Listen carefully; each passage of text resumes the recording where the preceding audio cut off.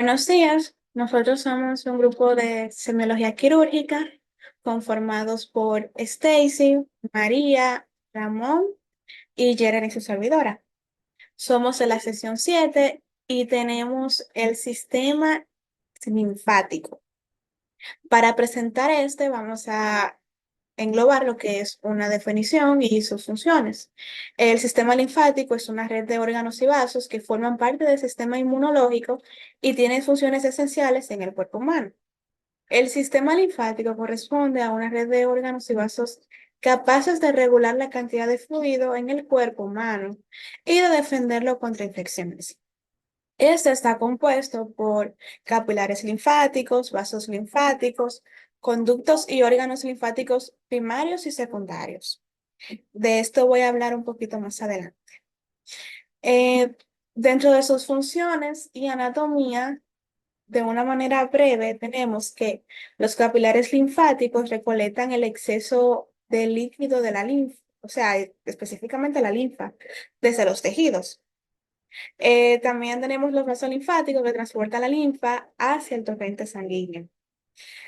Órganos linfáticos primarios. Esto en sí incluye el timo y el vaso, donde se produce y maduran los linfocitos. De esto se detalla más en histología. Órganos linfáticos secundarios, que está, aquí predominan los ganglios linfáticos y las amígdalas, que filtran la linfa y participan en la respuesta inmune. Y dentro de las funciones tenemos que regular el balance de fluidos, permitiendo así el retorno de la linfa desde los tejidos hacia la sangre. La vigilancia inmunológica, que filtra patógenos para evitar que estos ingresen a la sangre. Y por último, pero no menos importante, el transporte de macromoléculas que ayuda a transportar nutrientes y moléculas importantes, teniendo en cuenta que la linfa es un líquido claro y de color amarillo, presente en la mayoría de los tejidos del cuerpo. Este se genera como resultado de la filtración del plasma. Bien, los vasos linfáticos, estos se dividen en dos grandes grupos, unos que son superficiales y otros que son profundos. Los superficiales, aquí los vasos linfáticos se ubican en la capa subcutánea de la piel, donde se recoge la linfa de las estructuras superficiales del cuerpo y tienden a seguir un drenaje del sistema venoso para finalmente drenar en los vasos linfáticos, pero ya profundo. Entonces, los profundos transportan la linfa desde los órganos internos y, a diferencia de los superficiales, estos discurren en compañía de las arterias. Estas arterias se apoyan en las paredes de los vasos linfáticos profundos, obviamente. Bien, voy a hablarles sobre la anatomía, ya que terminé de presentar lo que es en sí el sistema linfático y los puntos básicos. Voy a irme más profundo y voy a hablar sobre la anatomía de este. Para empezar, vamos a empezar de superior a inferior. Tenemos que los ganglios linfáticos de la cabeza y el cuello. Se resume en que hay preauriculares, que estos están delante de la oreja, los auriculares posteriores, superficiales a la apófisis mastoides, los occipitales en la base del cráneo por la cara posterior. Estoy diciendo la ubicación y en sí el nombre del ganglio. Está lo que es amigdalino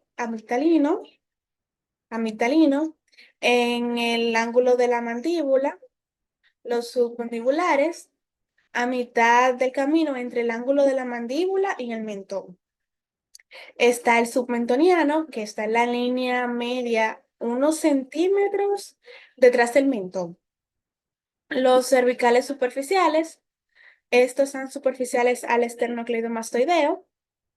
Los cervicales posteriores, en el borde anterior del músculo trapecio. La cadena de cervicales profunda, en profundidad al músculo del esternocleidomastoideo. Y por último, los supraclaviculares se encuentran en el ángulo en el ángulo que se forma o sea, el ángulo formado por la clavícula y el esternocleidomastoideo. Bien, aquí tenemos los nódulos linfáticos del tórax, ya bajando más. Resumen, se trata aquí los linfáticos intratorácicos, que estos son parietales y mediastínicos. Y dentro de los nódulos linfáticos parietales están los intercostales, paraesternales y los frénicos superiores. Los nódulos linfáticos mediastínicos están constituidos por grupos anteriores, intermedios y posteriores. Los anteriores son prevasculares. eh,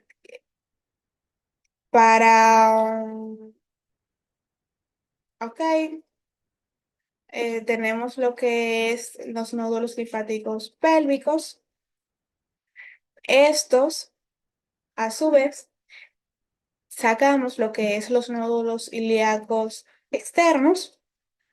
Estos están escalonados a lo largo de los vasos de este mismo nombre, o sea, los vasos de este mismo nombre, se encuentran dispuestos en tres cadenas, laterales a la arteria, intermedios y entre la arteria y la vena ilíaca medial, mediales a la vena. Los anteriores e inferiores se sitúan detrás del ligamento inguinal, retroinguinales, paralelos al ligamento y se disponen lateralmente a la arteria, nódulo lagunar lateral. Delante de los vasos, nódulo lagunar intermedio y medianamente a la vena, nódulo lagunar medial. Estos reciben aferentes de la ingle de la parte abdominal anterior infraumbilical, de la región del foramen obturador, de las vísceras anteriores de la pelvis, específicamente la vejiga, la próstata, uretra posterior, vagina, cuello uterino. Mientras que sus vasos eferentes van a los nódulos ilíacos comunes o directamente a los nódulos lumboaórticos. De los nódulos ilíacos internos, tenemos que esos están situados en el ángulo de separación de los vasos ilíacos contra la pared posterolateral, específicamente de la pelvis, y entre las ramas colaterales de los vasos ilíacos internos. Estos reciben colectores de la región glútea, del periné y de todas las vísceras pélvicas, siguiendo a las venas respectivamente. Son drenados hacia los nódulos ilíacos externos y otros hacia los nódulos ilíacos comunes. Tenemos los nódulos sacros. Están reunidos en cuatro grupos principales: los ilíacos externos, los internos, los sacros y los ilíacos comunes. Estos en sí reciben aferentes provenientes de los miembros inferiores, de la región glútea y de la región del periné y las vísceras pelvianas. Los nódulos linfáticos comunes se distinguen en grupo lateral entre la arteria ilíaca y el iliosoas, el grupo intermedio, que es retrovascular,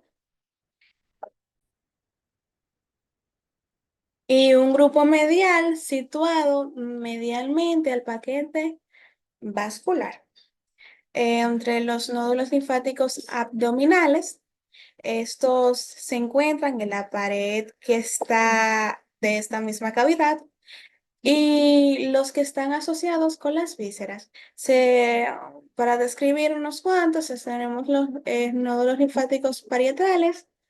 Estos nódulos son de entre 25 a 30, dispuestos alrededor de la aorta abdominal y de la vena cava inferior. Entonces, estos forman tres grupos: los lumbares, frénicos y epigástricos. Están los nódulos lumbares izquierdos, que están ubicados junto a la aorta abdominal, unos nódulos lumbares intermedios que se hallan entre la aorta y la vena cava inferior. Están los nódulos lumbares derechos que están alrededor de la vena cava inferior. Los nódulos frénicos inferiores. Estos están situados inferiormente del diafragma cerca del hiato aórtico. Los nódulos epigástricos inferiores, por último, que estos se encuentran junto a los vasos epigástricos inferiores. Bien, para terminar, hablar de lo que es la cisterna del Kilo o cisterna de Pequet. Esta está situada a la altura de la primera vértebra lumbar, por detrás de la aorta, entre los pilares del diafragma. Su origen puede lateralizarse a la derecha o a la izquierda. Su forma es variable. Cuando es única, se parece a una pera pequeña. Gracias, hasta aquí mi parte.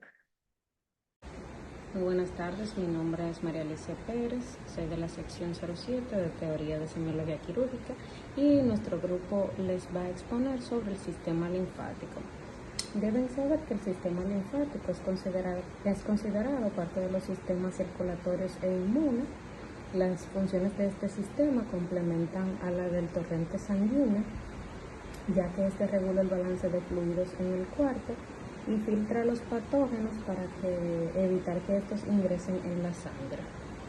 Aquí les presentamos nuestra maqueta. Cabe destacar que el sistema linfático está compuesto por la médula ósea, el vaso, el timo, los ganglios linfáticos y los vasos linfáticos, que son una red de tubos delgados que transportan la linfa y los glóbulos blancos.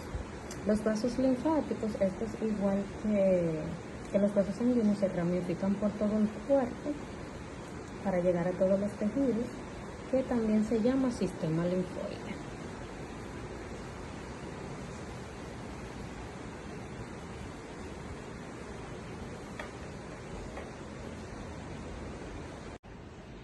Aquí les estaré presentando lo que son los signos y síntomas de las adenopatías, que estos signos y síntomas pueden ser generales en cualquiera de ellas. Esto va a depender de cuál sea. Entonces cabe destacar que en las diferentes localizaciones que ocurren, algunos pacientes, como ya les decía, van a presentar síntomas generales como lo que son la febrícula, que generalmente ocurre de noche. También van a presentar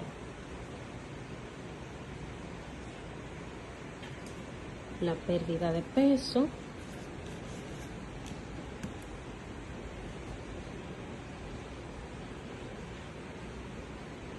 también van a presentar estos pacientes como síntomas generales de adenopatía, sudoración, que normalmente puede ser nocturna,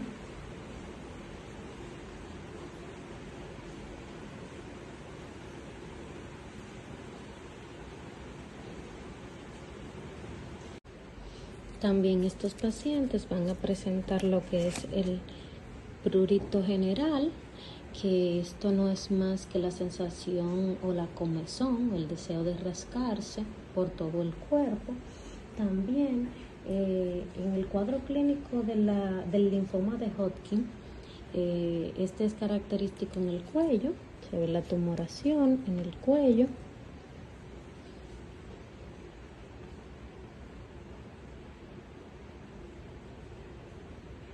En algunos de los casos, los pacientes con adenopatías van a cursar con lo que es esplenomegalia, que no es más que el agrandamiento del vaso. Y en muy pocos casos van a cursar con hepatomegalia, que este es el agrandamiento del hígado. Entonces, en los linfomas que son foliculares, estos se van a presentar en un 50%, se van a presentar en la órbita y se van a presentar en la mandíbula.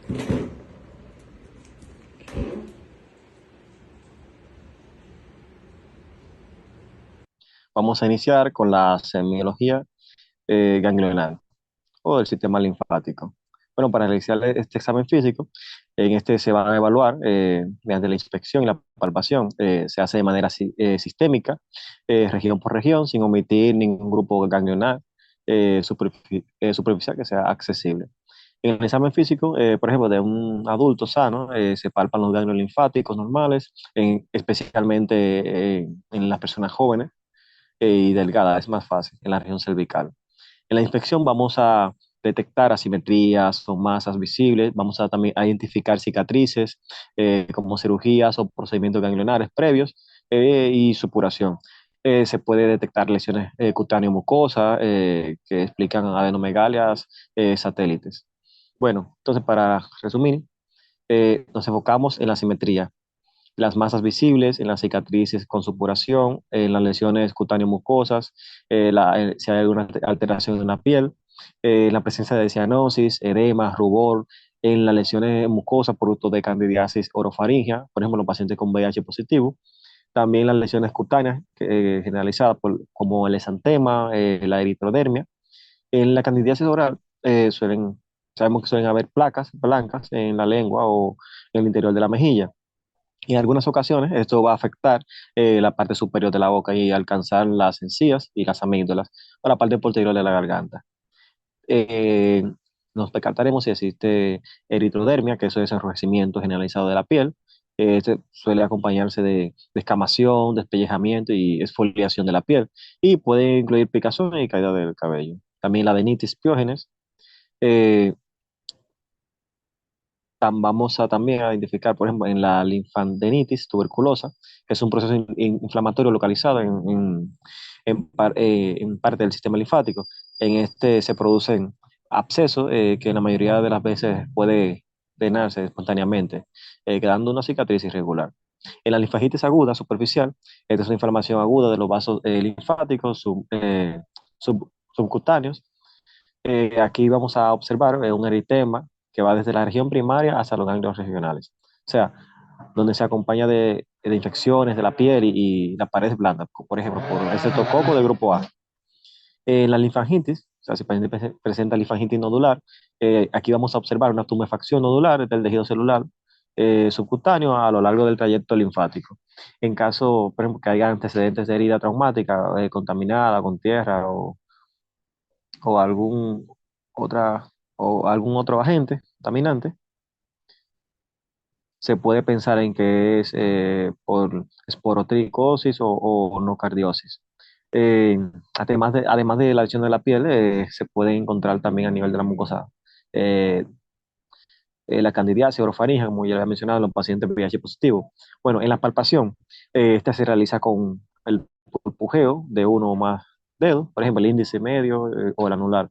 Eh, hacemos presión variable y, y mínima para evitar el desplazamiento de los ganglios linfáticos y se hacen con movimientos circulares. Bueno, en los ganglios epitrocleares son palpables, o sea, cuando son palpables siempre son patológicos. Cuando, por ejemplo, se exploran los grupos ganglionares de la cabeza, el cuello, axilas y los epicondriales, esto debemos hacerlo con el paciente sentado y detrás de él para examinarlo. Eh, Le pedimos o sostenemos la cabeza del paciente o sea, le pedimos que se sujete la cabeza con una de sus manos y le pedimos que gire, o sea, movimientos pasivos de flexión y extensión o rotación del cuello. Eso provoca la relación de los músculos del cuello y así va a favorecer una correcta palpación.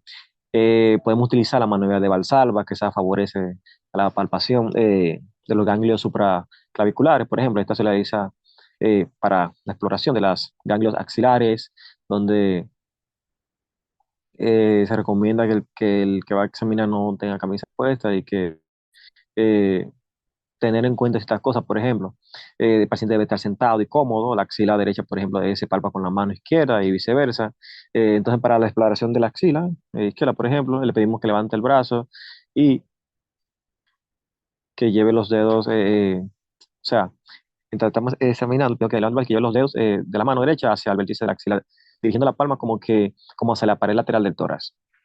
Y luego pedimos que retraiga el brazo, así examinando el costado y que deslice los dedos dentro de la axila, alcanzando el límite superior y luego con los pulpujeos que hablamos al inicio, con firmeza, eh, se, debemos de recorrer la pared torácica hacia abajo.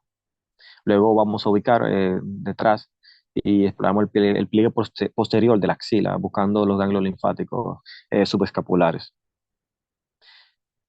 Por ejemplo, para la exploración de la adenopatía en la región inguinal, tenemos que tener en cuenta eh, que si hay una presencia normal de estos, siempre, o sea, el tamaño suele ser mayor de 2 centímetros, que es importante, o sea, la correlación con la historia clínica. Tenemos que tener eso pendiente. Otra de las cosas que tenemos que tener en cuenta al inicio, la característica, por ejemplo, que tenemos de identificar en el examen, la forma y el tamaño, ya que ya que los ganglios normales eh, son elipsoidales y porosos, o sea, con eje de 0,5 a 1 centímetro. En la región inguinal que puede variar, que puede ser de 2 centímetros. Y el tamaño, por ejemplo, de esto, o sea, el aumento del tamaño de los ganglionar, si es palpable, eh, o sea, se va a hacer de más esférico y esto no va a hacer sospechar de que hay una patología. Cuando hay, por ejemplo, un conglomerado ganglionar con un tamaño superior de 10 centímetros en su eje mayor, esto lo conocemos como masa ganglionar, que es característico del compromiso ganglionar profundo. Ya puede ser por un linfoma o por una metástasis de carcinoma. Adenomegalia cervical también, tuberculosa, también se denomina como escrófula, y el cáncer, por ejemplo, que suele estar presente en las adenomegalias mayor de 2,25 centímetros. Eh, Algo importante es que los ganglios patológicos o normales no deben de latir. Luego nos enfocamos en la accesibilidad, o sea, los ganglios normales son indoloros. Si hay dolor en medio de la palpación o de manera espontánea, vamos a pensar entonces que es producto de un proceso infeccioso. En la leucemia aguda, los ganglios linfáticos son dolorosos por su rápido crecimiento. También en la enfermedad de Hodgkin, el dolor, por ejemplo, ganglionar es característico después de la ingesta de bebidas alcohólicas. O sea, todas son cosas que tenemos que tener en cuenta. También la consistencia, que es importante. Aquí los ganglios normales tienen una consistencia blanda. Por ejemplo, los ganglios metastásicos son duros y pétreos. Entonces, los ganglios afectados también pueden ser, o sea, por proliferación, por linfoprolifera, linfoproliferativos que son firmes, o sea, consistencia de borrador. Y algo importante es que entre más dura sea la adenomegalia, es probable que sea una neoplasia. Ya por último, la movilidad, los ganglios normales son móviles. Por ejemplo, los ganglios patológicos pueden llegar a adherirse entre ellos. Y esto suele ser característico de un compromiso neoplásico, aunque puede encontrarse infecciones. Aparte, por ejemplo, del examen físico de los ganglios, debemos también enfocarnos en el hígado y en el vaso. Ya, por ejemplo, por la esplenomegalia, que se asocia a adenomegalia, que sugiere síndrome de mononucleósico o linfoma, leucemia aguda, leucemia linfocítica crónica y sarcoidosis, entre otras cosas. Y mi parte. Saludos, mi nombre es Isabel Paulino y yo les voy a hablar acerca de las patologías que afectan al sistema linfático. En primer lugar, tenemos la linfangitis, que es la inflamación de los vasos linfáticos que está determinada por cualquier germen infeccioso y suele acompañarse de inflamación de los ganglios regionales o linfaadenitis. La linfangitis son muy frecuentes en los miembros inferiores y superiores. Cualquier escoriación, una herida punzante, determina linfangitis con suma facilidad. Cursan con fiebre, malestar general, entre otros síntomas que veremos más adelante. se deben a contaminación por estreptococo y estafilococo. Pero con el advenimiento de los antibióticos, su tratamiento es rápido y eficaz. Pero hay que encontrar el factor desencadenante, ya que las infecciones repetidas de los vasos linfáticos cursan con estenosis de ellos por la cicatrización, dando lugar a procesos de linfedema secundario inflamatorio como secuela. Bien, el linfedema. El linfedema es la acumulación de fluidos ricos en proteínas en el intersticio, secundario a anomalías del sistema de transporte linfático. Tenemos dos tipos de linfedema. Tenemos el linfedema primario, que se debe a alteraciones del sistema linfático presentes desde el nacimiento, pero que pueden manifestarse tardíamente en la vida adulta. Se debe a hipoplasia, aplasia del sistema linfático o incompetencia del sistema valvular. Por otro lado, tenemos el linfedema secundario, que se debe a obstrucción o infiltración de los vasos linfáticos por tumores, infecciones como la linfangitis recurrente, que ya mencionamos anteriormente, obesidad, cirugía o sobrecarga y saturación del sistema venoso de miembros inferiores. La causa más frecuente en los países no desarrollados es la filariasis. En en países desarrollados, lo es el iatrogénico por radioterapia o cirugía relacionada con manejo de neoplasias malignas, ya sea cáncer de mama, melanoma maligno, entre otros tipos de cáncer. Tenemos que la presentación clínica es la celulitis, también varía desde eritema leve con agrandamiento del edema hasta infección de los tejidos blandos que avanza con rapidez y se acompaña de toxicidad sistémica. Por otro lado, vamos a tener que el diagnóstico en la mayoría de los pacientes se realiza mediante la anamnesis y el examen físico. Ahí podemos ver la importancia de realizar un correcto examen físico. Tenemos que es frecuente que los individuos refieran pesadez y fatiga de la extremidad afectada. También tenemos que el tamaño de la extremidad se incrementa a lo largo del día y puede disminuir durante la noche, mientras el paciente permanece acostado. No obstante, la extremidad no alcanza sus dimensiones normales. En casos avanzados aparecen lo que es la hiperkeratosis de la piel y también puede haber fuga de líquido desde las vesículas llenas de linfa. Bien, este sistema es muy afectado por neoplasias, ya sea neoplasias propiamente de los vasos y los ganglios linfáticos, o también por lo que son, pues, metástasis. Entre las neoplasias tenemos lo que es el linfoma. La presencia, tamaño y distribución de las adenopatías varía notablemente de un tipo de linfoma a otro. Podemos tener adenopatías generalizadas y simétricas con una larga historia previa en los linfomas indolentes, frente a localizadas y de aparición reciente en los linfomas agresivos. La presencia de masas adenopáticas de gran tamaño debe reseñarse siempre, ya que se trata de un padecimiento de mal pronóstico. En ocasiones, estas masas provocan síntomas por compresión de las estructuras adyacentes, como los vasos sanguíneos, linfáticos o las vías aéreas, como es el síndrome de la vena cava superior, linfedema o dificultades respiratorias. También tenemos que algunos pacientes presentan síntomas generales como febrícula de predominio nocturno, la sudoración profusa, con frecuencia también de predominio nocturno, y la pérdida de peso son los más frecuentes y se conocen como síntomas B.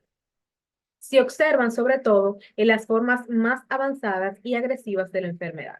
Asimismo, el prurito generalizado y la resistencia al tratamiento pueden ser síntomas del linfoma, sobre todo en su variedad de Hodgkin. Por último, lo que en ocasiones conduce al diagnóstico es el hallazgo de esplenomegalia aislada o de anomalías en los análisis de sangre, como la presencia de moderada leucocitosis con predominio de células linfoides atípicas. En el caso del linfoma de Hodgkin, tenemos que este representa aproximadamente el 20% de todos los linfomas. Se trata de una enfermedad neoplásica de estirpe linfoide B, en la que la OMS distingue dos grandes formas. Tenemos la variedad clásica del linfoma de Hodgkin, que representa el 95% de los casos, y está constituida por 4 subtipos: la variedad de predominio linfocítico nodular, que supone el 5% de los casos, entre otras. Tenemos que el cuadro clínico de esta neoplasia, tenemos que la mayoría de los pacientes se diagnostican por presentar lo que es adenopatías no dolorosas de consistencia elástica, generalmente en el cuello o zona supraclavicular, en el 60 al 80% de los casos. También tenemos en la zona axilar el 20 al 30% de los casos y en la zona inguinal ya el 10%. La segunda forma de presentación más común es lo que es la detección de una masa mediastínica detectada por radiología, siempre al estudiar los síntomas inespecíficos como tos, dolor torácico y disnea, ya mencionados. Los pacientes también suelen presentar los síntomas B referidos anteriormente y el diagnóstico se realiza frecuentemente a partir de una biopsia tisular. Por otro lado, otro tipo de linfomas, tenemos los linfomas no Hodgkin de línea B, el linfoma folicular. En el linfoma folicular, esta es una neoplasia linfoide B que deriva de las células del centro del folículo linfoide del ganglio linfático. Constituye una entidad relativamente homogénea y bien caracterizada, tanto desde el punto de vista clínico como biológico, y constituye el paradigma del linfoma indolente. Tenemos que la percepción de las adenopatías es el motivo de consulta que el paciente nos refiere más habitualmente. Por lo demás, también se hallan frecuentemente asintomáticos. Es típica la historia de adenopatía en diversos territorios, con fluctuaciones espontáneas de tamaño e incluso desaparición, desde meses o años antes del diagnóstico. Suelen ser simétricas, indoloras y móviles. Alrededor de la cuarta parte de los enfermos también presenta esplenomegalia. Por otra parte, tenemos el linfoma de Burkitt. Este linfoma es descrito en 1957 por el cirujano irlandés Denis Parson Burkitt. Es un linfoma muy agresivo que generalmente presenta afección extraganglionar. Está compuesto por células B monomorfas, de mediano tamaño, con citoplasma basófilo y numerosas figuras mitóticas. En el linfoma de Burkitt endémico, la mandíbula y la órbita son los sitios de predominio en el 50% de los casos. En el esporádico, los tumores de mandíbula son ya menos frecuentes y la mayoría de los casos presentan masas voluminosas abdominales. También la región iliocecal es el sitio de compromiso más frecuente. En las formas asociadas a inmunodeficiencia es frecuente la localización ganglionar, así como en la médula ósea. Todos los pacientes con linfoma de Burkitt, sea cual sea el tipo, tienen alto riesgo de infiltración en el sistema nervioso central. En el diagnóstico, tenemos que el diagnóstico del linfoma debe ser histológico. Siempre que sea posible, hay que tomar muestra ganglionar, ya que el ganglio linfático es el origen del linfoma y es en la adenopatía donde se realizará con mayor seguridad tanto el diagnóstico del linfoma como la caracterización detallada del mismo. El tratamiento es según el tipo histológico del linfoma, no voy a abundar mucho en el caso, pero en la mayoría de los casos se basa en el empleo de quimioterapia o inmunoquimioterapia. Por otro lado, tenemos que en este sistema hay trastornos que afectan al vaso y al timo. Entre los trastornos que afectan al vaso tenemos la esplenomegalia. La esplenomegalia, tenemos que el vaso se afecta con frecuencia en una amplia variedad de enfermedades sistémicas. Prácticamente en todos los casos responde a un aumento del tamaño, como ya lo mencioné, la esplenomegalia, o una alteración que produce un conjunto de signos y síntomas que son estereotipados. Bien, se han agrupado los trastornos en función del grado de esplenomegalia que producen habitualmente. Si tenemos una esplenomegalia masiva superior a los 1000 gramos, las patologías que están asociadas son los síndromes mieloproliferativos como la leucemia mieloide crónica, la mielofibrosis primaria, la leucemia linfocítica crónica y los linfomas ya mencionados, paludismo, enfermedad de Gaucher, entre otras patologías. En dado caso, tenemos una esplenomegalia moderada con un peso de 500 a 1000 gramos. Vamos a observar que esta está asociada a esplenomegalia congestiva crónica, como la hipertensión portal u obstrucción de la vena esplénica. También tenemos en la esferocitosis hereditaria, en la talasemia mayor, en la anemia hemolítica autoinmunitaria, en la amiloidosis, eh, en la tuberculosis, sarcoidosis, en los carcinomas, entre otras patologías. En cambio, tenemos una esplenomegalia leve con un peso menor de 500 gramos. Estas se asocian a esplenitis aguda, a congestión esplénica aguda, a mononucleosis infecciosa, entre otras patologías. Bien, la esplenectomía, que es la extracción del vaso, tenemos que la mayor parte de las esplenectomías se realizan para paliar el efecto de las citopenias, principalmente la trombocitopenia, o por la ruptura esplénica de cualquier etiología debido a un riesgo, al riesgo de hemoperitoneo y al choque hipovolémico que estas pueden suponer. También tenemos que se realizan para eliminar lo que es el dolor abdominal persistente o irradiado al hombro izquierdo. Otras indicaciones de esplenectomía pueden ser los problemas compresivos, ya sea también infarto o citopenias producidas por la enfermedad neoplásica de base, como ocurre, por ejemplo, en la mielofibrosis primaria. Muchos procesos locales como quistes, abscesos y tumores benignos como los hemangiomas, linfangiomas, amartomas y los malignos como los hemangiosarcomas, las metástasis de tumores sólidos, son tributarias de esplenectomía, ya sea total o parcial en función de la enfermedad de base. Por otro lado, tenemos los trastornos del timo. Como es bien sabido, el timo tiene una función crucial en la diferenciación de los linfomas, de los linfocitos T. Por lo tanto, no resulta sorprendente que el timo pueda verse afectado por linfomas, en particular por los originados en los linfocitos T. Vamos a tener lo que es la neoplasia tímica. La neoplasia tímica es el aumento de tamaño la hiperplasia tímica es el aumento del tamaño del timo. A menudo se asocia a la presencia de folículos linfoides o centros germinales dentro de la médula. Estos centros germinales contienen linfocitos B reactivos que solo están presentes en pequeñas cantidades en los timos normales.